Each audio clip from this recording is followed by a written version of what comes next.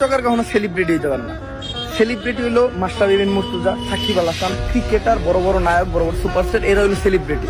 তো টিকটকে যায় সস্তা কিছু ভিউ, সস্তা কিছু ফলোয়ার কামাইয়া এই যে মিট আপ টিট আপ হ্যান ত্যান গ্যাঞ্জাম চুল টুল কালার করে গেট আপ সেট আপ নিয়ে এই যে পরিবেশটা নষ্ট করা, এটা থেকে বিরত থাকলে আই থিঙ্ক টিকটকটা একটা ভালো প্ল্যাটফর্মে পরিণত হইব। আর মানুষ টিকটকার করেও এত খারাপ তো হয়ে দেখবো না।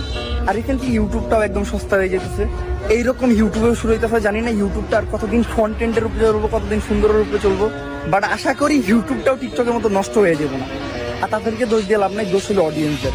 কারণ কি জানেন, আমাদের বাংলাদেশের অডিয়েন্স আজাইরা জিনিস দেখতে বেশি পছন্দ করে। এই দেখেন, আমি কথা কইতাছি, সবাই জানে কাম কাজ বাদ দিয়ে এনে খারে খারে কথা শুনতেছে, এরা হলো আজাইরা পাবলিক। এখন আমি সবার সামনে কই দেখে আমার অনেক কথা মানুষের পছন্দ হয় না, আমার অনেক কথা মানুষের গায়ে লাগে, যার লাগে অনেকে আমার কমেন্ট সেকশনে গালাগালিও করে, বাট আই ডোন্ট কেয়ার। কারণ আমি সবসময় নিজের থেকে করছি, আমি কখনো কারোর কাছে যাই নাই, কারো পাউচাটি নাই, আমি ছোট ইউজার সাপোর্ট খেলি নাই, আমি মানুষকে কই নাই যে ভাই আপনারা এটা করেন এটা করেন। আমি নিজে কন্টেন্ট দিচ্ছি, কইছি আমার কন্টেন্ট ভালো লাগলে আপনারা লাইক কমেন্ট শেয়ার সাবস্ক্রাইব করবেন। তো আমি এতগুলো কথা বলার একটাই কারণ, আমি